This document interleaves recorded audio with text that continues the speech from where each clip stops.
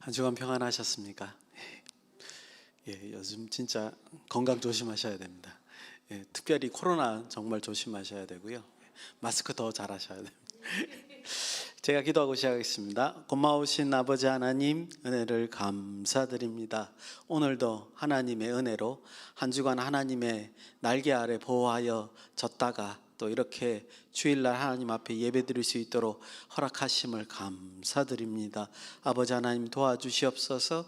하나님 말씀을 들을 때마다 우리의 심령이 기뻐하며 하나님의 영광을 위하여 달려갈 수 있도록 인도하시고 함께하여 주시옵소서. 거룩하신 예수님의 이름으로 감사드리며 기도드리옵나이다. 아멘. 오늘은 창세기 27장 1절에서 46절. 근데 사실은 이제 그 27장 마지막 부분은요, 그죠? 그 46절부터는 다음 단락으로 넘어가야지 맞을 것 같아요. 어쨌든 그쪽은 뭐 제가 말씀을 많이 안 드릴 겁니다만은, 어쨌든 이제 계속 그 28장까지 이어지는 사건으로 보입니다. 오늘은 이제 27장 제목을 어떻게 잡았냐면요, 이삭이 야곱을 축복하다, 이렇게 한번 잡았습니다. 그리고 난 다음에 제가 부제를 뭐라고 잡았냐면 하나님의 주권적인 선택, 이렇게 잡았습니다. 이게 왜 그런지 이제 설명을 좀 드리겠습니다. 창세기 27장은 속임수에 대한 주제가 또 등장하게 됩니다. 보통 이제 우리가 성경을 볼 때 성경은 이제 우리의 삶의 기준이 되잖아요. 그러니까 성경 속에 아주 거룩하고 아름다운 신앙의 그 조상들의 이야기들이 담겨져 있어야 돼요, 그죠? 그래서 그걸 통해서 우리가 그 교훈을 얻어야 될 것으로 그렇게 생각할 수 있습니다. 그런데 오늘 창세기 27장 같은 경우도 마찬가지지만 성경의 제일 첫 번째 책인 창세기에 그런 우리의 기대를 산산이 부순 그런 이야기들이 종종 등장합니다. 특히 27장의 얘기는 좀 도가 너무 지나치죠. 그렇죠? 그런 장면들이 등장하는 것을 볼 수 있습니다. 너무 잘 아시는 얘기지만 야곱이 속임수를 사용해서 자기 이제 쌍둥이 형 에서가 받을 축복권을 빼앗는 그런 사건이 여기에 기록되고 있습니다. 이런 이야기를 이제 우리가 접할 때마다 설교하는 사람 입장에서나 혹은 이제 복음을 전도하는 입장에서는 참으로 힘들죠. 난처합니다. 이걸 어떻게 설명할 것인가, 이런 부분들이 있습니다. 근데 이제 우리가 기억해야 될 것은 성경은 영집이 아닙니다. 인간의 영스러운 얘기, 그 인간의 어떤 행동이 교훈을 받을 만한 얘기를 기록해 놓은 책이 아니죠. 오히려 인간의 실수 속에서도 역사하시는 하나님의 그 역사, 살아계심, 존재하심, 이런 것들이 이제 드러나 있습니다. 그러니까 우리가 성경을 잘못 이해하는 겁니다. 아까 같이 제가 말씀드린 것 같이 이 성경이 좀 거룩한 얘기가 많았으면 좋았을 텐데 그거는 사실 우리의 헛된 이제 그 잘못된 어떤 기대 심리라는 겁니다. 오히려 이런 모든 사건들, 인간이 실수하든 성공하든 간에 그 뒤에 있는 하나님의 역사를 우리가 발견해야 되는 거죠. 그래서 이제 칼빈이라고 하는 신학자가 이 27장을 보고 뭐라 그러냐면 하나님의 주권적인 선택이라고 강조를 했습니다. 딱 드러내서 타이틀을 달지는 않았지만 내용의 면면을 보면 이렇게 하죠. 그 등장인물들의 잘못된 점, 4명의 등장인물들이 나오죠. 이삭, 에서, 야곱, 리브가, 이렇게 4명의 등장인물이 나오는데 그 사람들의 면면을 조사를 하면서 그 사람들의 언행을 비판해요. 그러면서 그 뒤에 있는 그 하나님의 역사를 오히려 설명하고 있는 것을 볼 수 있습니다. 그래서 결론 내린 게 뭐냐? 하나님의 주권적인 선택이다. 어떻게 이렇게 결론 내릴 수 있는가? 저는 오늘 이제 칼빈의 주석을 따라서 여러분들한테 뽑아서 이런 내용을 말씀드리려고 하고요. 그리고 이제 그 각각의 4사람, 이제 근데 저는 3파트로 나눴습니다. 3파트로 나눠서 그들의 언행을 통해서 우리 같은 신앙인으로서 얻을 교훈은 뭔가, 이렇게 한번 묵상을 한번 해보려고 합니다. 먼저 1절에서 4절입니다. 1절에 4절을 보시면 이제 사건의 발단이 등장하죠. 아주 우화적이고 동화적으로 이야기가 시작되어 있습니다. 이삭이 노령으로 이제 나이가 많아져서 쇠약해져서 오래지 않아 세상을 떠날 것을 예상합니다. 본인이. 근데 나중에 이제 끝에 한번 보십시오. 그 이삭이 언제 죽는가 예상을 하고 자기의 첫째 아들을 축복하고 싶어 하는 장면으로 이야기는 시작됩니다. 이때 이삭의 나이가 몇 세인가 하면 바로 앞에 26장 34절에 의하면 100세 정도 돼 보입니다. 100세보다 좀 많을 수는 있겠죠. 왜냐하면 이삭이 60세에 에서와 야곱을 낳았어요. 쌍둥이를 낳았다고 이제 앞에 언급이 돼 있습니다. 근데 그 26장 34절에 의하면 에서가 40세 헷 족속의 딸과 결혼했다는 기록이 있거든요. 바로 앞에. 그러니까 지금 이제 60세 아들 쌍둥이를 낳았는데 그 에서가 40세가 됐으니까 지금 이삭은 몇 세? 100세죠. 그죠? 100세가 되었을 때의 이제 이야기라는 거죠. 적어도 100세 이후라고 할 수 있죠. 근데 우리가 이제 계산하기 쉽게 100세라고 하자는 거죠. 정확하게. 모르니까. 그래서 이런 정황만 보더라도 이제 이삭은 이제 나이가 100세니까 이제 그 자기가 죽을 것을 예견하고 누구를 이제 자기가 가지고 있는 축복권을 자기 아들 쌍둥이 두 아들 중에 한 사람을 줘야 되겠다 이 생각을 한 것 같습니다. 근데 이제 누구를 염두에 뒀냐 하면 에서를 염두에 둔 거예요. 근데 에서를 염두에 뒀을 때 야곱보다는 이삭은 에서가 마음에 들었던 것 같아요. 마음속에. 그걸 뭘 보고 알 수 있냐면 또 바로 그 이제 그 결혼했다는 거, 에서가 결혼했다는 거 바로 밑에 절에 뭐라고 되냐면 에서의 결혼을 리브가나 이삭이 탐탁지 않았대요. 결혼한 것이 탐탁지 않았습니다. 가나안 백성과 결혼하는 것, 해족속과 결혼하는 것에 대해서 탐탁지 않았음에도 불구하고 이삭은 마음속에 누구를 축복권을 주려고 했다고요? 에서를 주려고 했다는 거죠. 그러니까 어떻게 보면 이삭은 에서를 편애하는 겁니다. 야곱보다. 그런 정황이 여기서 이제 드러납니다. 그래서 이삭은 에서에게 이제 사냥한 먹잇감으로 별미를 만들어 줄 것을 부탁을 하고 그 별미를 먹고 난 다음에 자기가 기쁜 마음으로 마음껏 이제 이 아들 에서에게 축복할 수 있도록 해달라고 이제 부탁을 합니다. 여러분들 여기서 이 기도라고 하는 것은 단순히 우리가 생각하는 기도 가 아닙니다. 그걸 분명히 인식하셔야 돼요. 그럼 지금 이 기도는 뭐냐? 하나님의 백성으로서 선택받은 은혜를 누릴 수 있는 축복, 그 축복권을 부여받는 겁니다. 그러니까 아브라함으로부터 내려온 축복권을 자기가 받았고 그 축복권을 누구한테요? 두 아들 중에 한 사람한테 줘야 되는데 그걸 누구한테 주기를 원하는 거예요? 에서에게 주기를 원하는 겁니다. 그러니까 이 기도는 이제 하나님의 백성의 증표가 그 하나님의 일의 사역을 담당하는 그 임무가 내려가는 거죠. 그거를 에서에게 주기를 원했다는 거죠. 그리고 아까 전에 말씀드린 것과 결합을 하면 이삭이 에서의 결혼도 마음에 안 들었지만 그래도 자기가 편애하는 그 에서가 받기를 원했다는 겁니다. 자의적인 판단이었다는 거죠. 근데 5절부터 하나님의 자녀로서 하나님의 가정으로서 성경에서 언급되지 말아야 할 사건들이 시작되고 있는 것을 볼 수 있습니다. 한마디로 에서가 받을 축복권을 가로채는 일이죠. 누가 주동을 했냐면요, 바로 이삭의 아내 리브가가 이 일을 주동을 합니다. 그리고 그의 다른 아들 야곱이 또 공모를 해서 이 사기극을 벌이는 거죠.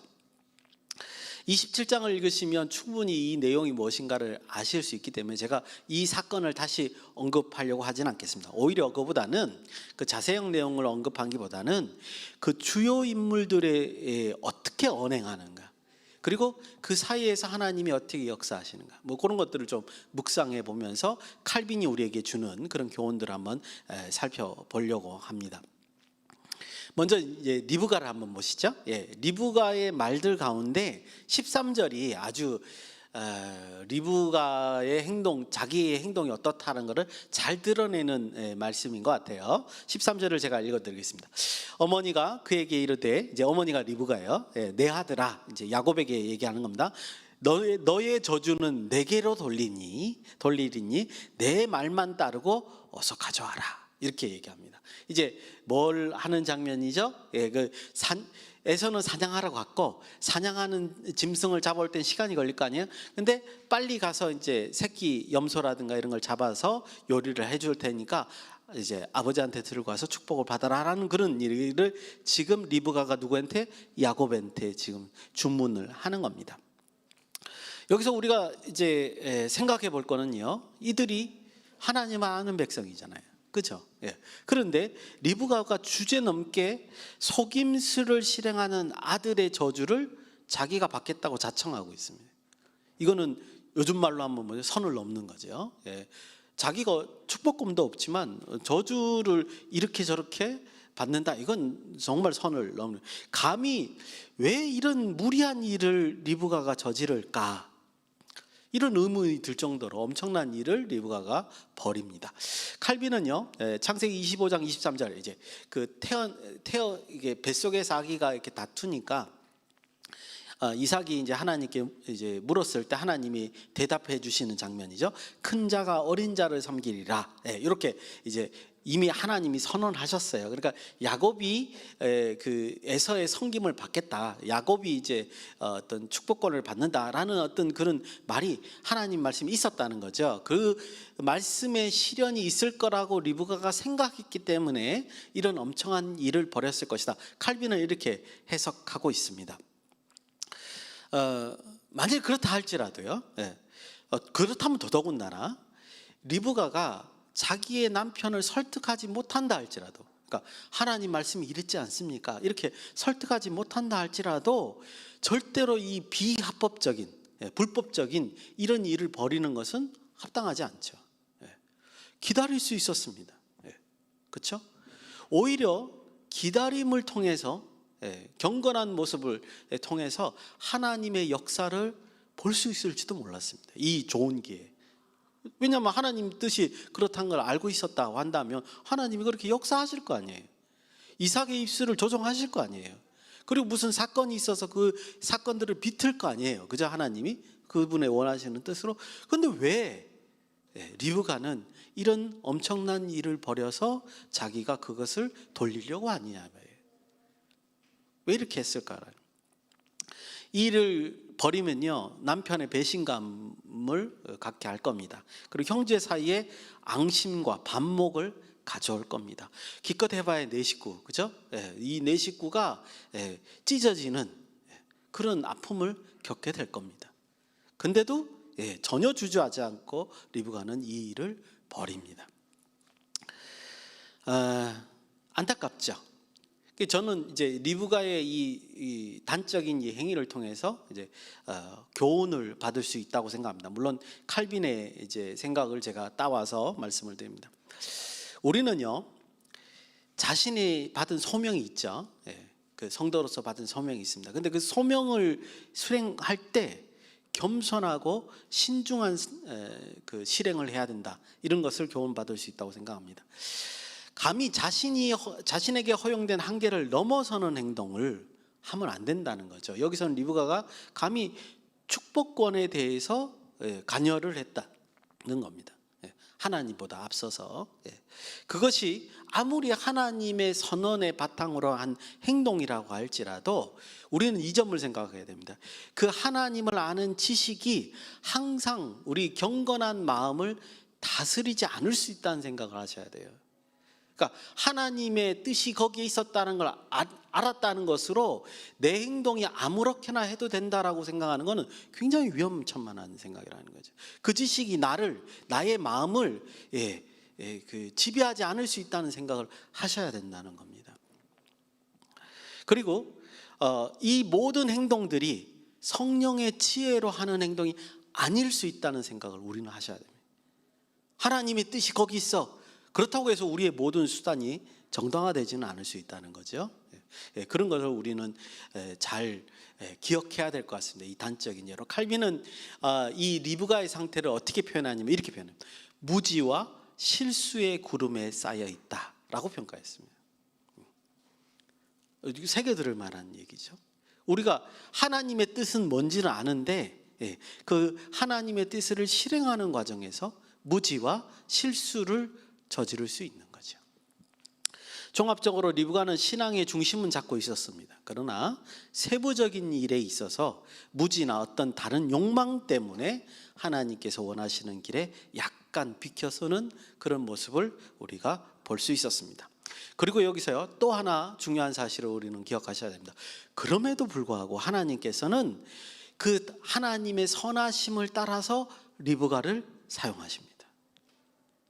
리브가가 받던 것처럼 하나님의 뜻은 야곱에게 그 축복권이 가는 거였어요. 근데 리브가가 잘못을 했잖아요. 그럼에도 불구하고 하나님은 그 잘못을 책망하시거나 혹은 그것을 물리치시거나 아예 계획을 바꾸시거나 그런 게 아니라 그 리브가의 잘못도 선으로 바꾸셔서 하나님의 뜻을 이어가시는 걸 우리가 볼 수 있습니다. 우리가 안심이 되죠. 우리가 혹시 실수를 하고 결점이 있다 하더라도 하나님은 뭐예요? 우리의 믿음을 소멸시키지 않으신다는 거예요. 그것을 오히려 선으로 바꾸시는 역사를 우리가 볼 수 있습니다. 그렇다고 해서 마음대로 해단다는 뜻은 절대로 아니죠. 그죠? 그건 정말 이 행위로 말미암아 하나님의 그 역사로 선택함을 받은 것은 전적으로 하나님의 은혜인 거지. 그죠? 우리가 아무렇게나 행동해도 된다는 그런 뜻은 절대로 아닌 것을 볼 수 있습니다. 이제 야곱의 언행을 보시겠습니다. 바로 14절에 이제 나오죠. 이제 안 읽어도 될 것 같아요. 어머니의 지시와 설득에 따라서 야곱이 이제 행동하는 것을 14절부터 이제 볼 수 있습니다. 여러분들 아무리 어머니가 설득하고 지시했다 할지라도 이 속임수를 행하는 행동이 정당화될 수는 없습니다. 비난을 면치 못합니다. 왜냐하면 하나님의 진리는 결코 이런 거짓된 행동으로 수행되지 않기 때문에, 용납되지 않기 때문에 그렇습니다. 오히려 부당한 일을 시도하기보다는 하나님의 다른 역사를 기대하는 게 훨씬 나았죠. 하나님의 인도하심을 바라보는 게 나았습니다. 대표적으로 이제 그 야곱의 얘기 중에 19절 역시 제가 읽겠습니다. 이걸 보면 이제 야곱이 비난을 면치 못하겠구나 한 번에 알 수 있죠. 19절입니다. 제가 읽겠습니다. 야곱이 아버지에게 대답하되 이제 이삭이 목소리 들으니까 조금 이상해요. 그래서 이제 너 누구냐 했더니 나는 아버지의 맏아들 에서로소이다. 명백한 거짓말이죠, 그죠? 아버지께서 내게 명하신 대로 내가 하였사오니 원하건대 일어나 앉아서 내가 사냥한 고기를 잡수시고 아버지 마음껏 내게 축복하소서. 뭐예요? 전부 다 거짓말이죠, 그죠? 이렇게 됩니다. 이렇게 됩니다. 거짓말을 한번 시작하면 걷잡을 수 없게 되죠. 여러분들 그 19절의 야곱의 거짓말을 들어보면요, 어머니와 모의할 때 주저했던 그 야곱의 모습은 온데간데 없습니다. 이제는 대담하게 거짓말을 하는 모습을 볼 수 있습니다. 여기서 우리가 알 수 있는 게 있죠. 우리도 마찬가지예요. 목적을 위해서 어떤 일을 하다 보면 합당한 일을 지나쳐서 그것을 성사시키려고 지나친 시도를 하게 되죠. 근데 이런 시도는 이미 성패가 중요하지 않습니다. 그럼 어떤 일이 벌어지죠? 이런 지나친 일 자체는 뭐예요? 오히려 나의 속에 있는 우리의 죄성을 방출시키는, 드러내는, 누르지 못하고 드러내는 그런 일이 되고 만다는 겁니다. 일을 무리하게 진행하시면 안 돼요. 우리가 우리의 욕망이나 우리의 뜻으로 일을 이렇게 무리하면 하나님 앞에 이렇게 대놓고 거짓말을 하게 되잖아요, 그죠? 그런 장면을 우리가 볼 수 있습니다. 그뿐만이 아닙니다. 20절 역시 여러분들 눈으로 보십시오. 그 이삭이 너 왜 이렇게 빨리 돌아가니? 얘기하니까 이번에는 뭐냐면 자신의 거짓말에 거룩한 하나님의 이름을 언급합니다. 하나님이 나를 순조롭게 해줘서 이렇게 빨리 왔습니다. 선을 왕창 넘어서 버렸는 그런 결과를 나타냅니다. 감히 자신의 거짓말에 방패막이로 하나님의 이름을 언급하는 그 분명한 뭐죠? 죄죠. 물론 거짓말도 죄지만 이거는 십계명을 말하면 삼계명을 망령되이 일컫는 그런 죄를 저지르게 됩니다. 안타깝습니다. 이렇게 해서 얻은 축복권이 과연 하나님 앞에 어떤 효과가 있었을까요? 그죠? 그걸 왜 생각하지 못했을까요? 다른 것도 아니고 하나님으로부터 내려오는 축복권인데, 그런데 재미난 사실은 뭐냐면 이야기는 우리가 예상하는 길과 전혀 다른 길로 갑니다. 야곱의 이런 명백한 불경죄에도 불구하고 이야기는 어디 쪽으로 가죠? 그 에서가 받을 축복권이 누구한테로 가요? 야곱에게로 가요. 이게 어떻게 된 일이냐? 아니, 야곱이 분명히 잘못을 했는데 축복권이 누구한테로 가요? 야곱에게로 간다는 겁니다. 이것을 우리가 판단했을 때 우리가 해석할 수 있는 방법은 딱 하나밖에 없죠. 누가 허락하신 겁니까? 하나님이 허락하신 거예요. 하나님이 허락하셨다는 거죠. 그런 것들을 이제 몇 가지 정황 속에서 우리가 볼 수 있는데요. 특히 먼저 이삭이 아까도 말씀드렸지만 이제 에서가 왔다고 그러길래 뭐죠? 처음에 그 축복하기 전에 아들이 누구인가를 꼼꼼히 확인합니다. 뭔가 이제 이상하다는 걸 느꼈겠죠. 근데 이삭이 눈이 안 보이는데도 불구하고 신중한 태도를 보였다는 거죠. 21절에서 23절을 보시면 그 확인하는 장면이 나옵니다. 그리고 또 하나, 나중에 이제 알게 됐습니다. 이제 에서가 아니었다는 사실을. 그럼에도 불구하고 이삭은 에서 대신에 야곱에게 축복했던 그 축복권을 거두지 않습니다. 왜 그럴까요? 제가 생각할 때는 이삭이 뭐예요? 결과적으로 이 거짓을 하나님께서 허용하셨다는 것을 이해했던 거죠. 어떻게 40년간 키워온 자식들을 자기가 눈이 안 보인다고 해서 못 알아봅니까? 그건 하나님이 그 감각을 일시적으로 무디게 만든 거죠. 그렇죠? 무디게 만든 겁니다. 자기가 기쁜 나머지 허용을 했던 어쨌든 하나님이 그 역사를 만든 거죠. 그리고 칼빈은 이 부분에 대해서 어떻게 해석하냐면요, 이것은 이삭에 대한 징계의 측면도 있다, 이렇게도 해석을 합니다. 저도 참 놀랐습니다. 뭐가 징계가 측면이냐? 장자에게 품은 맹목적인 신뢰, 맹목적인 편애. 왜 하나님의 축복권을 아무에게나 자기 편애에 따라서 그렇게 가느냐예요. 그죠? 그런 것에 대한 그 애착심에 대한 심판의 성격도 있다, 이렇게 칼빈은 해석하는 것을 우리가 볼 수 있습니다. 그래서 우리가 이 장면에서 묵상할 수 있는 것은 뭐냐면요, 우리 이야기가 완전히 엉뚱한 방향으로 흘러갔잖아요.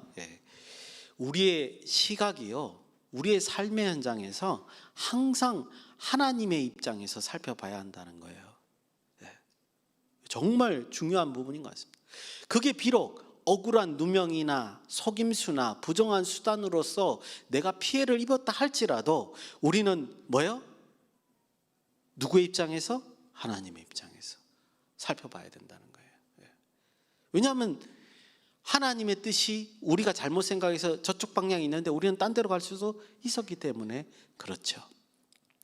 또 우리가 하나님의 일을 감당할 때 우리의 맹목적인 생각이 얼마나 위험한가, 얼마나 하나님의 계획에 차질을 줄 수 있는가, 그로 인하여 가족에게 아픔을 줄 수 있는가를 여기서도 우리가 살펴볼 수 있습니다.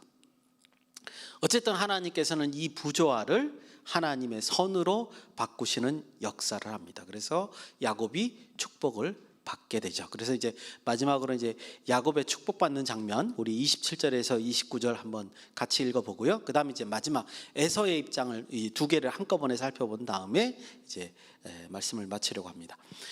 27절에서 29절입니다. 27절 그 앞부분은 빼고요. 그 이제 축복하는 장면, 이제 거기 내용이 따로 돼서 내 아들의 양치는, 거기서부터 한번 29절까지 같이 한번 읽어보겠습니다. 시작. 내 아들의 양치는 여호와께서 복을 주신 밭의 양치로다. 하나님은 하늘의 이슬과 땅의 기름짐이며 풍성한 곡식과 포도주를 네게 주시기를 원하노라. 만민이 너를 섬기며 열국이 내게 굴복하리니 네가 형제들의 주가 되고 내 어머니의 아들들이 내게 굴복하며 너를 저주하는 자는 저주를 받고 너를 축복하는 자는 복을 받기를 원하노라. 아멘. 이렇게 이제 축복하는 장면을 볼 수 있습니다. 이 축복에 대해서 이제 어떤 사람들은 너무나 세상적인 복에 대한 얘기를 한 것이 아니냐 이렇게 이제 비판하기도 합니다. 너무 풍요에 대한 복을 빈 것이 아니냐 이렇게 그 비판하기도 합니다. 근데 말씀드린 대로 지금 이런 현세적인 복에 대한 얘기가 많기는 합니다만 자세히 들여다보면 전혀 그렇지 않습니다. 꼼꼼히 한번 보야 되죠. 왜 그러냐면 단적으로 그러니까 금방 생각해 볼 수 있죠. 만약에 현세에 대한 복을만 언급했다면 하나님의 복을 하나님께 받은 그 축복을 야곱에게 주는 그 복이 이 내용이 아니었다고 한다면 에서에게도 똑같은 복을 빌어주면 되죠. 그럼 뭐가 문제입니까? 자기 아들한테 빌어주는 복인데. 근데 아니에요. 이삭은 어떠죠? 이 복을 에서에게도 똑같이 빌지 않았습니다. 그 말은 이 복은 특별한 복이라는 거죠. 하나님과 관련된 그런 복이라는 겁니다. 첫째, 뭘 보고 하냐면 이 내용의 전반적인 내용은 열국의 지배권, 열국을 다스린다는 것, 그것에 대해서 자기로부터 야곱에게 양도된다는 것을 먼저 언급하고 있습니다. 그게 이제 주요 요점이죠. 여러분들 그렇다면 자기 자신이 하나님으로부터 소속되지 않았다면 이런 축복은 뭐죠? 교만이죠, 사실은. 말도 안 되는 거죠. 그리고 그런 입장에서 다시 제일 앞에 거를 딱 보니까 제일 축복의 첫머리에 뭐라고 시작하죠? 내 아들의 향취는 여호와께서 복을 주신 밭의 향취로다 라고 시작하고 있습니다. 즉 열국의 지배권은 어디로부터 온다는 거예요? 하나님으로부터 온다는 거죠. 그러니까 지금 이 전반적인 내용은 뭐를 의미하는가? 자기가 부여받은 그 하나님의 축복권을 야곱에게 준다는 그런 얘기를 하고 있는 거죠. 두 번째입니다. 저주하는 자는 저주를 받고 너를 축복하는 자는 복을 받기를 원하노라. 이런 그 축복의 내용. 이건 일상적이지 않죠.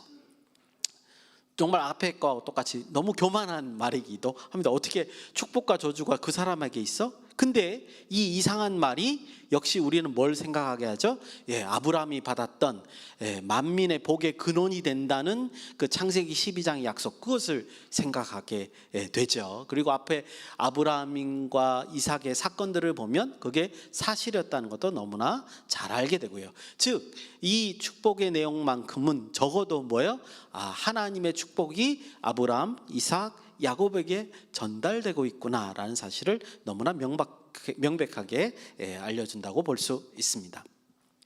자, 이제 마지막으로, 진짜 마지막으로 에서의 상황을 잠깐 보겠습니다. 30절에 41절에 이제 축복권을 거절당하는 장면이 나오고요. 그리고 이제 다른 축복을 받죠.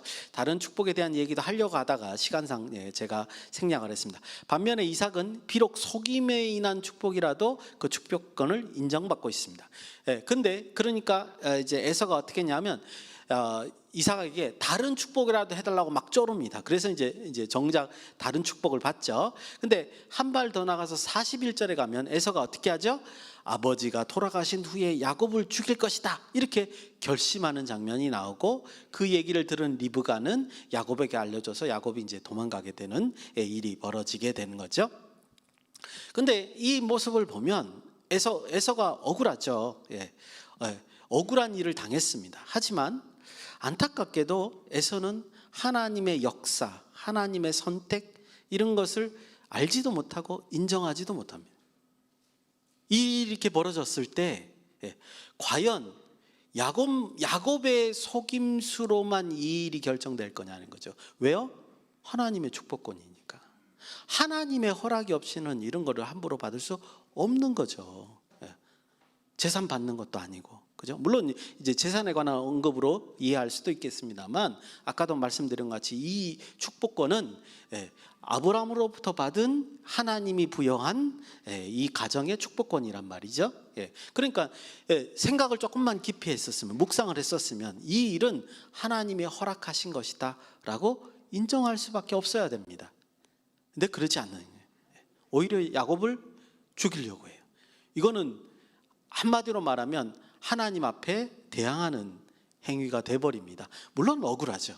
억울하긴 맞습니다. 그래서 우리가 이 사실을 통해서 마지막으로 한번 살펴볼 수 있는 게 이거죠. 하나님의 축복이 모든 자에게 동일합니다. 그럼에도 불구하고 하나님이 어느 한 사람보다 어떤 다른 사람을 선택했다면, 그를 우선시했다면 그것이 우리의 능력이나 공로나 수단으로 이루어지지 않았다는 사실을 기억하셔야 됩니다. 누구의 결정으로 이루어진 일이에요? 하나님의 주권적인 선택으로 이루어진 일이라고 인정하셔야 됩니다. 이게 중요합니다. 왜 나에게만 안 주시냐고 굉장히 교만한 말이에요, 여러분. 그런 선택권은요, 여호와에게 있는 게 맞습니다. 그래야지 창조주이시죠. 그래야지 이 세상의 주권자이시죠. 이런 선택도 못하면 어떻게 이 피조 세계를 역사하시겠습니까? 그 정도의 선택권은 우리가 드리는 게 마땅하지 않습니까? 네. 우리는 그럴 필요가 있다는 거죠. 우리는 피조물입니다. 피조물은 주권자의 선택을 기다리는 사람들이에요. 그 기다림을 통해서 주권자에게 순종하는 사람들이라는 거죠. 그런 점을 우리가 잘 기억하셔야 합니다. 한 번만 더 말씀드리겠습니다. 모든 사람에게 복은 똑같습니다. 하나님이 주신 복은 똑같습니다. 그럼에도 불구하고 나 말고 다른 사람을 하나님 우선시 되었다, 어떤 일에, 그러면 그건 무슨 뜻이에요? 하나님이 선택하신 거죠. 우리는 그렇게 인정해야 됩니다. 그것이 합당한 것이다 라는 것을 알 수 있습니다. 놀랍게도 이제 조금 뒤로 성경을 가면 이삭이 몇 세 죽는가가 나옵니다. 몇 세 죽냐면 창세기 35장 가서 180세에 죽어요. 그러니까 지금 100세잖아요. 80년을 더 살아요, 이삭이. 자기가 죽을 것 같아서 이 일을 벌어졌는데 80년이 지나서야 야곱이 저기 하란 땅에 갔다가 다시 돌아와서 야곱 앞에서 이삭이 죽어요. 아까 전에 에서가 뭐예요? 아버지가 죽고 나면 야곱을 죽이겠다 그랬잖아요. 80년 후에 일어날 줄을 누가 알았겠어요? 여러분들이 세상 일은 이런 거라는 거죠. 우리가 결정할 수 있는 게 아니에요. 하나님이 결정하시는 거죠. 바라기는 오늘 말씀을 좀 더 깊이 묵상하시고 한 주간 하나님의 주권적 역사에 순종하시는 저와 여러분이 되시기를 예수님의 이름으로 축원드립니다.